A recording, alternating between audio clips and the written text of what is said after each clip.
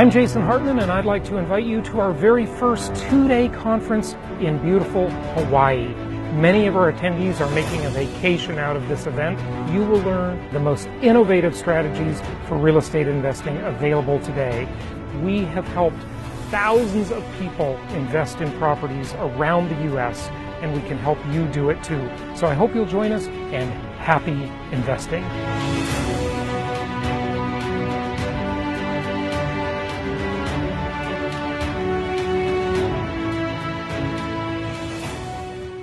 Welcome to this week's edition of Flashback Friday, your opportunity to get some good review by listening to episodes from the past that Jason has handpicked to help you today in the present and propel you into the future. Enjoy. Speakers, publishers, consultants, coaches, and info marketers unite. The Speaking of Wealth show is your roadmap to success and significance. Learn the latest tools, technologies, and tactics to get more bookings, sell more products, and attract more clients. If you're looking to increase your direct response sales, create a big-time personal brand, and become the go-to guru, the Speaking of Wealth show is for you. Here's your host, Jason Hartman. Welcome to the Speaking of Wealth show. This is your host, Jason Hartman, where we discuss profit strategies for speakers, publishers, authors, consultants, coaches, info marketers, and just go over a whole bunch of exciting things that you can use to increase your business, to make your business more successful and more passive and more automated and more scalable. So we will be back with a great interview. Be sure to visit us at speakingofwealth.com. You can take advantage of our blog, subscribe to the RSS feed, and many other resources for free at speakingofwealth.com. And we will be back with a great interview for you in less than 60 seconds.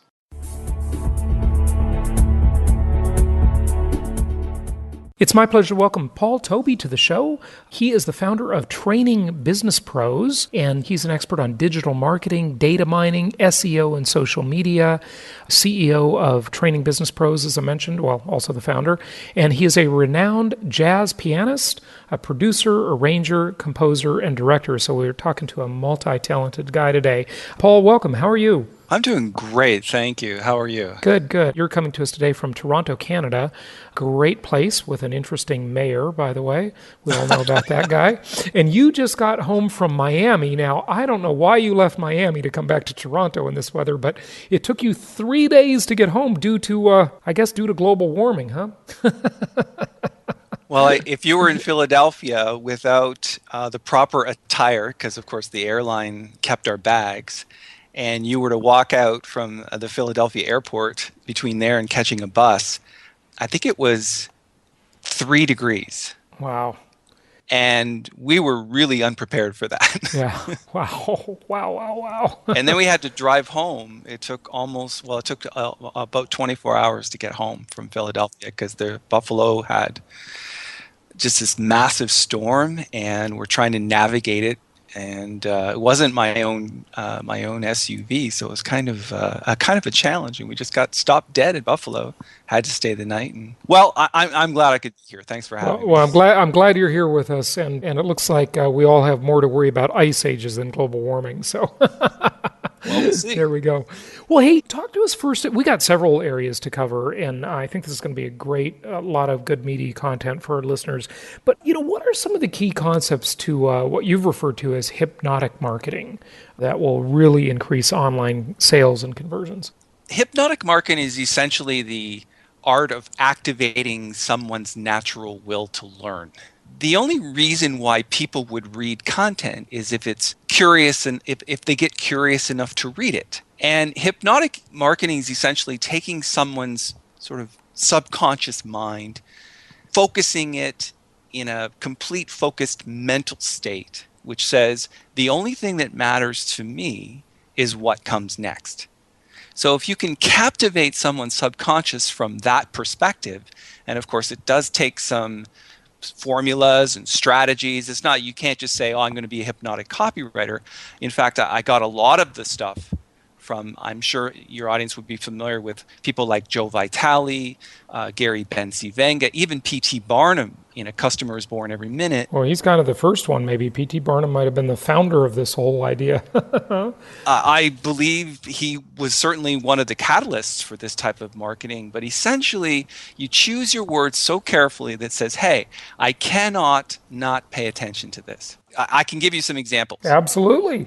Okay, so for example, if someone were going to, let's say, a web page, typically what businesses tend to do is they throw up their logo and their company name, phone number, maybe a picture of the building. This is not the most important thing to the consumer. It's not the most important thing to if I were looking for you to do something for me.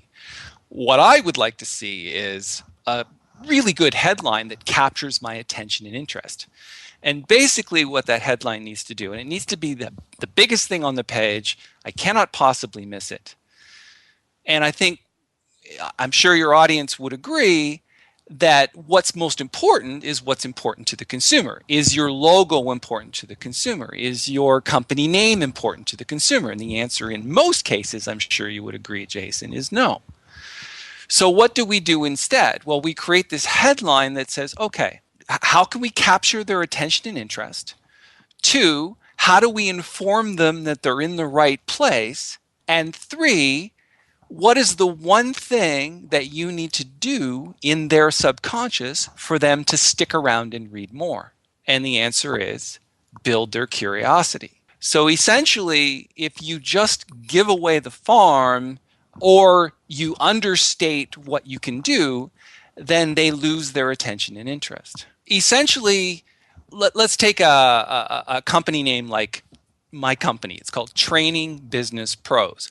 Well, obviously, in that title is what we actually do. We train business pros.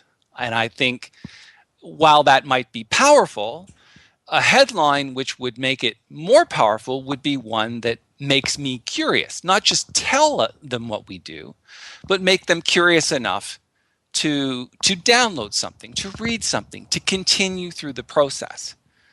And if people were to, for example, go to my website right now, there's a couple of choices that they could make. And it has to be crystal clear on what the choices are. If you overload people, if you give them too many choices, they tend to get confused. Yeah, I always like to say that old saying, a confused mind always says no. It's got to be simple. Thank you. That was very well stated. Keep it simple, but also make it hypnotic enough to capture my attention. For example, think of the word, I'm going to ask your audience to do one little test, okay? Go ahead and think of the word whale. And I'm sure amongst the thousands of listeners that you have, you'd probably get 1,000 different pictures. Somebody might be thinking of a killer whale. Somebody might be thinking of a beluga. People might think spout or water or sea. But each one of them creates a different image in their mind. So it's not essentially the picture that creates 1,000 words. It's one word or one sentence that creates 1,000 different images. And just to prove my case, most people went immediately to the image when I really didn't ask them to think of a whale. I asked them to think of the word whale, W-H-A-L-E. But what immediately happened was, as soon as you hear something, your mind grabs a hold of that and proves a point, which says people think in pictures. And if your website says Training Business Pros, that's not a complete picture. What might be a complete picture is where would I end up if I were to take a course? Where would I end up if I did this? What's in it for me? And that's essentially hypnotic copywriting. You need to use every imagery, visualization, hypnotic connectors. You could say Training Business Pros, or you could say essential training. They're two different things. Essential typically means it's a hypnotic connector. It says, I can't do without. So expert copywriters, they just agonize over every single word. And sometimes they agonize over taking words out and making copy more punchy and more concise, obviously. So it's it's really that big a deal. I mean, like if I'm looking at your website now, right, and you've got two basic choices people are presented with when they come now. There's a lot of content here, obviously, because the nav bars present, a jillion different things. But basically here, 3-hour internet marketing training seminar or how to market yourself in just 5 easy videos. Right. So one is live and the other one is do it yourself. Does that make sense? Both of them are free. Right. And essentially what I'm trying to do there is say, if you say to somebody how to market yourself in just 5 easy videos, it's pretty clear what that is. It's obviously 5 videos. And if I were to start up my own business, if I were to get better at marketing my own business, I'm obviously going to have to learn some things that I don't know how to do. And that's essentially what successful people do. They constantly seek out information. And all I need to do from a hypnotic perspective is make it crystal clear. And you might be interested to learn is if you actually click on that, go ahead and click on where it says how to market yourself in just 5 step-by-step videos. Did you notice that the image actually changed when you get there? Now it says how to market your business. Oh, yeah, right. In just 5 step-by-step videos. Yeah, right. So essentially you're capturing the people that want to market themselves, if that's the way they look at it. And you want to capture the people that want to market their business, if that's the way they look at it. And you'd be interested to know what the conversion rate of this page is. And do you know, Jason, what is considered by a lot of experts, guys like Ryan Deiss, the people from Nitro Marketing, even Joe Vitale? Do you know what they consider to be a high opt-in rate for a web page like this? It's essentially a lead generator, right? It's capturing people's customer data. I'm asking for them a first name and I'm asking for an email. Obviously, I'm delivering value. But do you know what they consider to be a high conversion rate on a free offer like this? I do not know. Well, it's essentially between 3 and 8%. So if you sent 100 people to this web page, 8 of them to opt in would be considered a high conversion rate. Well, after learning that for many years and being frustrated with the opt-in rate, I obviously said to myself, what could I do more? What are the extra things that I could do to up the conversion rate, which means spending less to send traffic, spending less time on SEO if I get a higher conversion rate. But this page, based on the way it's created, and there's a lot of information here from a lot of different people, some of whom I've already mentioned. There's some peak potential stuff in here. There's some Infusionsoft information in here. And by disseminating all that information, I pushed this page to a record-setting 27.3% conversion. Wow. That is good. That's amazing. And that's why it stands. But I didn't test one page. I tested 20 pages. And so I test if I'm gonna initially buy traffic just to find out if it works or not. I need to gauge, first of all, if I'm going to spend money on sending traffic, I need to gauge whether this page is of value to other people. And I wouldn't throw up one page and expect it to do something. I throw up 20 pages and I pick the one that comes out on top. I spend an equal amount on each page, and by the time I'm done, I know which page converted way better than the others. Paul, what is a really efficient way to do that, the A/B testing or the split testing that you're doing? I mean, are you using a certain website to do that, to kind of manage that, a certain platform? Or, I mean, are you literally putting it up yourself and counting and keep opening a spreadsheet? I mean, yeah, no, those days are over. There's a lot of choices for doing things like that, but by far and away the best one I've ever found to sort of manage this type of opt-in conversion system and how to build leads and create business, I use a few different things. Number one is Infusionsoft. So essentially what Infusionsoft is, it's an automated marketing system that says, hey, we're going to track the number of emails that are sent out, the number of people that click on links. We're going to test the amount of time it takes them to click on a link. It even, along with other pieces of software that we just implemented, it allows us to track how much of a video people watch. So, and I've never really seen up until the last couple of years that type of software and company behind it that kind of says, we're all about small business. So pretty much anyone can afford this. So we've been using Infusionsoft for several years now, and we like it. And I'm actually starting a new show on Infusionsoft as well, another podcast, because so many of our guests have broached the Infusionsoft topic, and a lot of marketers use it and like it very much, and we like it too. So that's good. Okay, besides Infusionsoft, what else? I obviously use an analytical system from Infusionsoft to kind of monitor what other things are doing. So if I'm buying AdWords, I can kind of merge the two together, and they kind of pay attention to the metrics that I'm interested in. So if you just kind of matched Infusionsoft with Google AdWords, you're way ahead of the game. Now, there are some small other things in there that you could put. For example, Melody, what's the name of the company that we just added as an add-on to Infusionsoft? Plus This. So if you take a company like Plus This, what Plus This allowed us to do was an add-on for Infusionsoft, which said, hey, how do we track people through from a learning standpoint? For example, if they don't finish video 3, we can't give them video 4 yet. So we want to make sure that we keep people on the learning track, because people, I'm not sure if you'd agree with this, but people like to kind of skip to the finish line. So it's like trying to build a house without a foundation.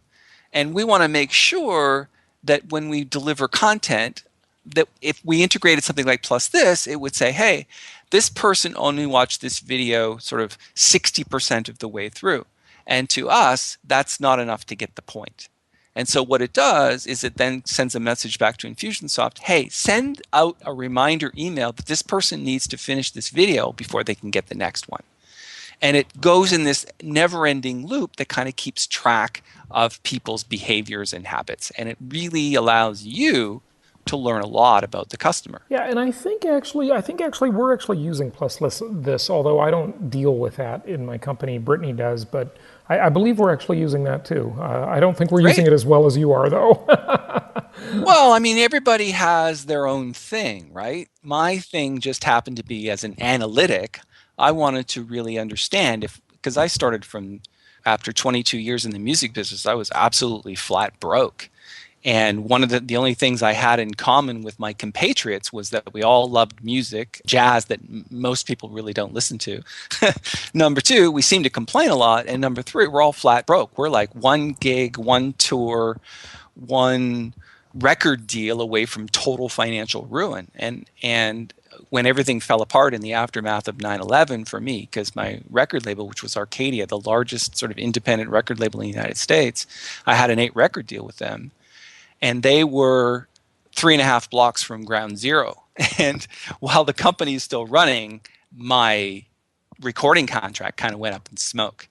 And I was left with the rest of my life not knowing what I was going to do with my life. So I had to learn a lot of these things. And when you're an analytic like me, you don't want to know it partially. Like if I've written 9 symphonies. If you want to write a symphony, you have to take some lessons. You have to have some experience. It's not you just can't go and write a symphony. You have to have some rules and some parameters. So there's a couple of things that I think people are going to need to know if they want to do this type of thing. Number 1, you have to know that are the people that I'm hiring, do they really know their stuff? Because I don't want to do all of this, but I need to know enough so that when they bring me something like a Plus This and Infusionsoft, that it's doing all of the things that I need it to do. And if I don't know what I need it to do, then I can't make better decisions. So that's number 1. You have to repeat things over and over and over again until you really understand them. Like hypnotic marketing, you can't just go one day I want to be a great copywriter. You have to train. You have to take some skill lessons. And then if you want to teach it to somebody else, you have to have experience to do that. So you have to have the discipline to repeat things. And number 2 is you have to be emotionally involved. I learned that from Brian Clemmer.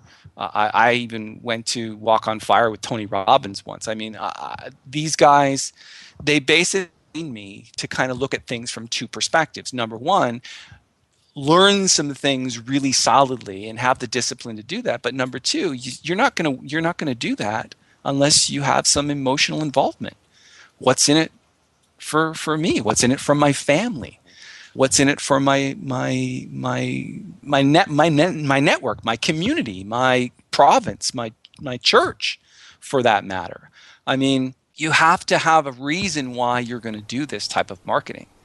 And you mentioned to me that you have, you said in your office, what was her name? Brittany.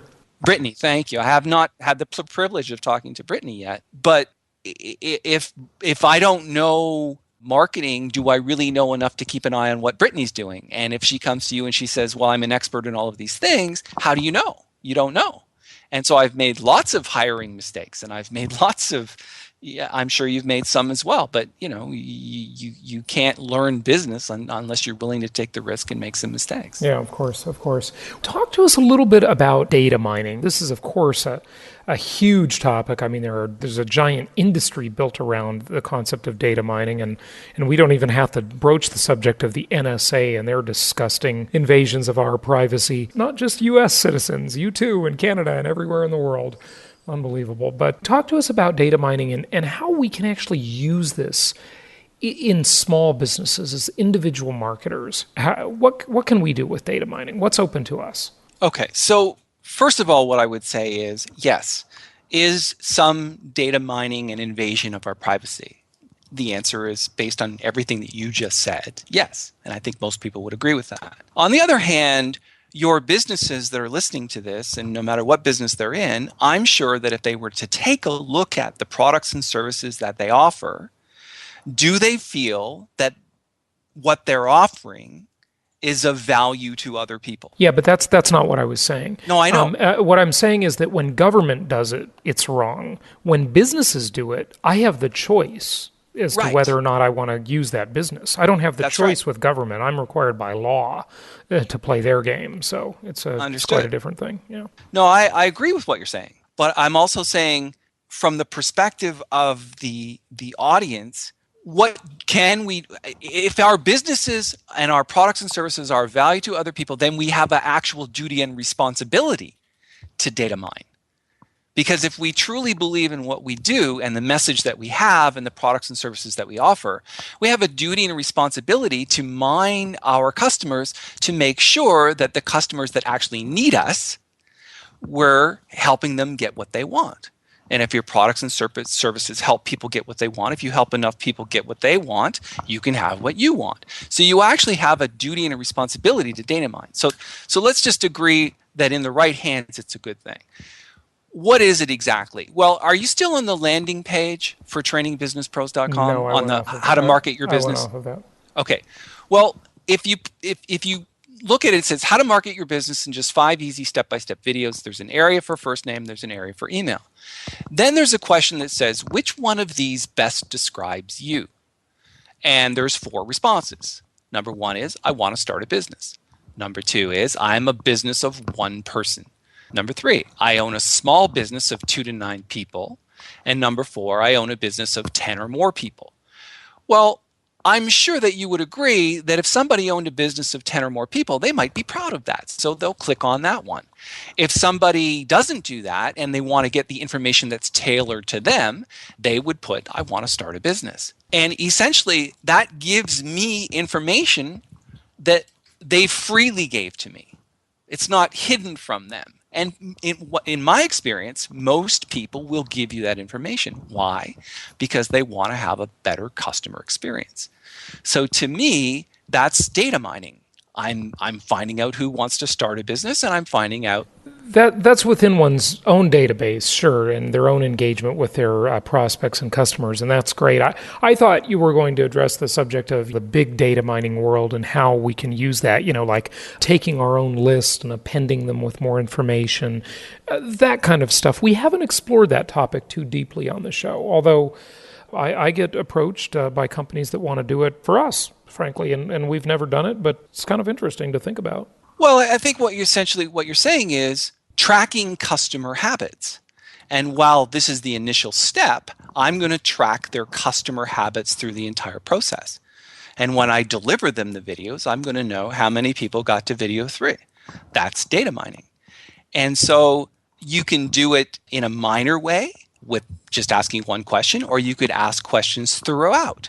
And you could keep doing this until until you found out enough about people that said, oh, I know demographically who the audience is I'm trying to serve. And so the original question was, how do you data mine for business? That's, if you do it in a small way or a big way, that's essentially what data mining is. You're basically looking at the habits of your audience and tracking them through the system. And the more they do, the more you know. Absolutely. Well, talk to us, if you would, about, any social media tips. Of course, social media has been all the rage the past few years. Anything to increase leverage, grow reputations. We hear a lot about it, but any other tips that you have social media-wise? That's about as big a subject as you could approach.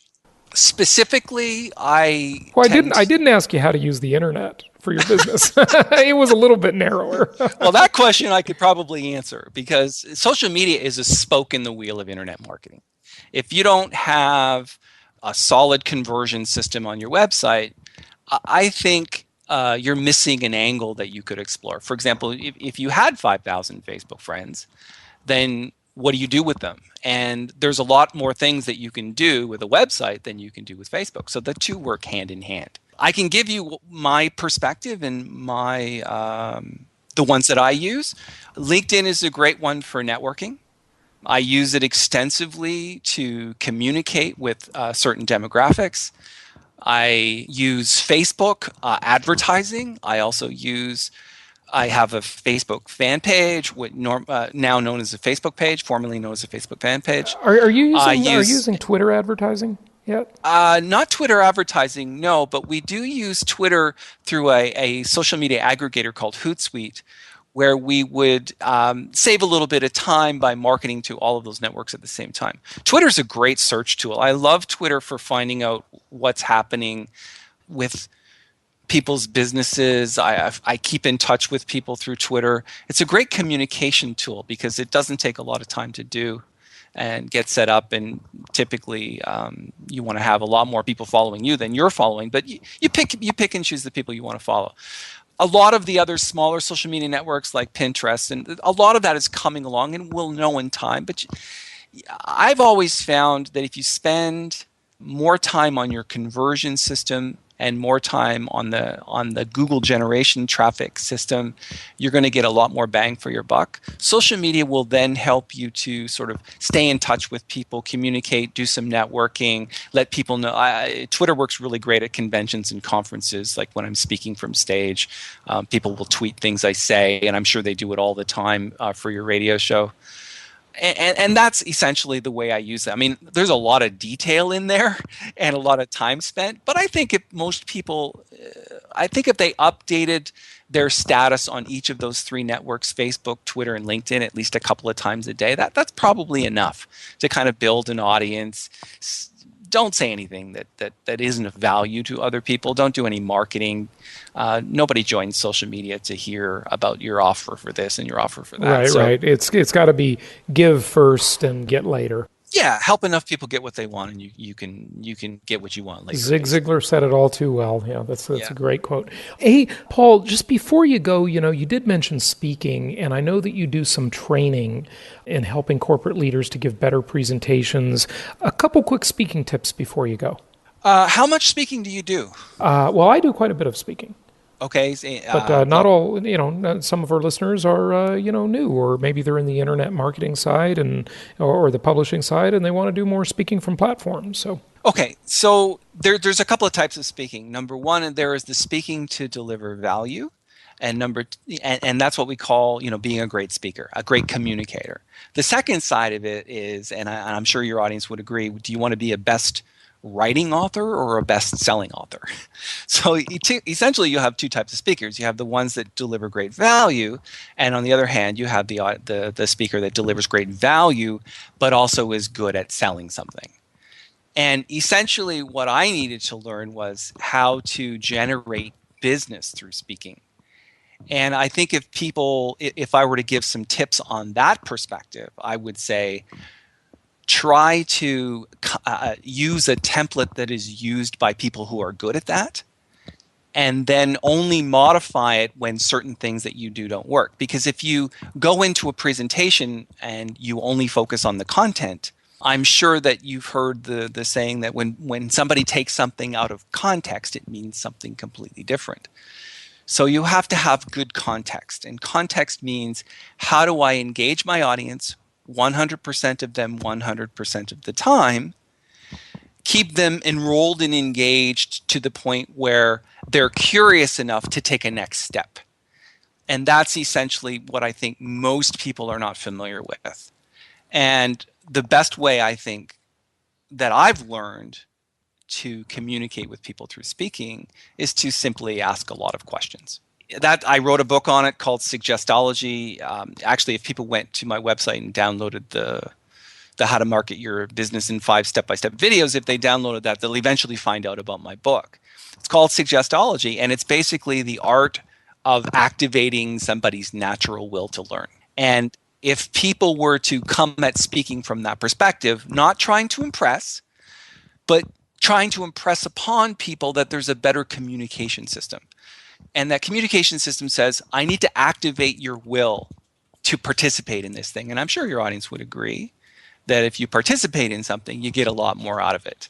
And that's the kind of speaking that I learned to do. Absolutely. Great thing. Great thing. Well, Paul, give out your website. Tell people where they can find you. I think you've got 2 of them, right? We mentioned trainingbusinesspros.com, but you have another as well? Well, I actually have, if they just go to about.me/Paul Tobey, there's a link to everything. You can find links to my online music. You can find links to the business. You can find links to Twitter and Facebook. So it's about.me/Paul Tobey. And that will give them everything they need if they want to find anything. Excellent. Paul Tobey, thank you so much for joining us today. Hey, it's been my great pleasure, and you are fabulous at what you do. Thank you for the opportunity. Here's your chance to catch up on all of those Creating Wealth shows that you've missed. There's a 3-book set with shows 1 through 60, all digital download. You save $94 by buying this 3-book set. Go ahead and get these advanced strategies for wealth creation. For more details, go to jasonhartman.com. This show is produced by the Hartman Media Company, all rights reserved. For distribution or publication rights and media interviews, please visit www.hartmanmedia.com or email media@hartmanmedia.com. Nothing on this show should be considered specific personal or professional advice. Please consult an appropriate tax, legal, real estate, or business professional for individualized advice. Opinions of guests are their own, and the host is acting on behalf of Platinum Properties Investor Network, Inc. exclusively.